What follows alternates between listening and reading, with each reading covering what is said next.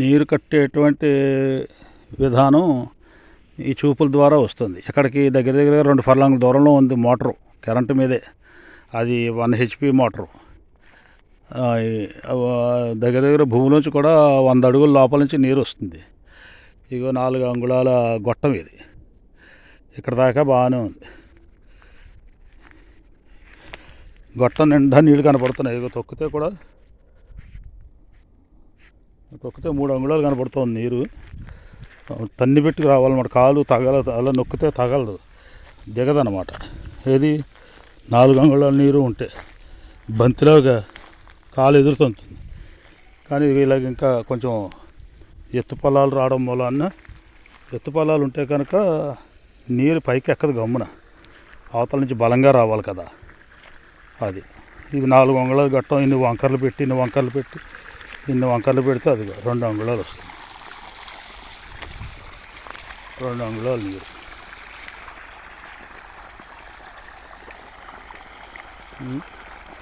ఇదేంటయ్యా అంటే పడుకుంది కదండి గొట్టం, అలాగే అనిపిస్తుంది మీకు. తన్ని పెట్టుకు వచ్చేస్తుంది 4 అంగుళాలు. అక్కడ 2 డబుల్ పాయింట్ అన్నారు. 2 పాయింట్లు భూమిలో దింపి దాన్ని ఒకటి చేసి అక్కడి నుంచి నీరు కలుపుతారు. ఆవిడ ఎలా అయితే ఎత్తిపోసి అన్నమాట. గోదావరిలో నీళ్ళు ఇంజిన్ పెడుతూ ఉన్నట్టుగా, కాలువలో నీళ్ళు తోడినట్టుగా.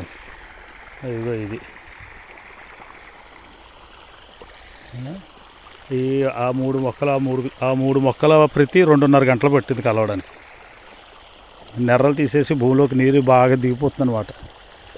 అది ఒక ట్రాక్టర్ అక్కడ దూరంగా దున్నుతోంది, కనబడుతుందో లేదో. ఆ ట్రాక్టర్ వాడు మోసం చేశాడు మని. ఎప్పుడు 20 రోజుల క్రితం దున్నమని చెప్పాను నేను. నెలలాళ్ళు అయింది. ఈవేళ దున్నుతాను, రేపండి, ఈవేళ రేపు అంటూ తోట బాగా పాడు చేసేసాడు దుక్కాను. పీత కష్టాలు పీతవే, శీత కష్టాలు శీతవే అన్నట్టు రైతు కష్టాలు రైతు అని చెప్పడంలో ఇవి బాధలు. ఈ మాత్రం చేయకపోతే ఈ కొబ్బరి మొక్కలకు కొత్త మొక్క ఇది చచ్చిపోతాయి. చేతులారా ఒక మొక్క బతికించడానికి 1200 అయింది. 500 పెట్టుబడి అయింది. 700 రూపాయలు నీళ్ళపోతలు పోయించాం అప్పుడు, ముందు సంవత్సరం, 3వ సంవత్సరం. 100 మొక్క బాస్తే 15 మొక్కలు చచ్చిపోయాయి కూడా. వ్యవసాయం అంటే ఇది. పైకి చూడండి కొబ్బరి చెట్లు. వీట్ల వయసు 60 సంవత్సరాలు. మీరు నమ్మలేని నిజం ఇది.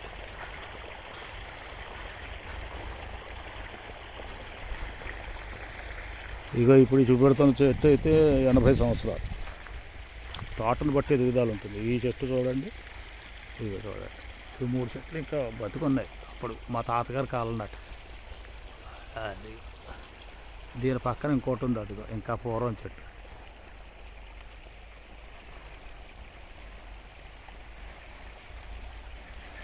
అది వీటిలో వయసు మీకు దగ్గరగా 80 ఏళ్ళు. అదనమాట. ఇవన్నీ 60 ఏళ్ళు.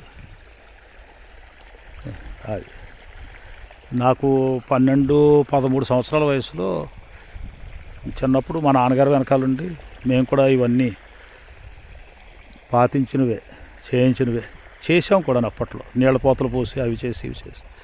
ఇక్కడ పక్కన కోడి ఉంది, కాలువ ఉంది. అందులోంచి నీళ్లు పెట్టుకుని చిన్న చిన్న బిందులతోటి మేము కూడా చిన్నపిల్లలం, నేను మా అన్నయ్య మా నాన్నగారితో కూలీలతోటి మేము కష్టపడ్డాం. అది మీకు నీరు కనపడింది అనుకుంటాను.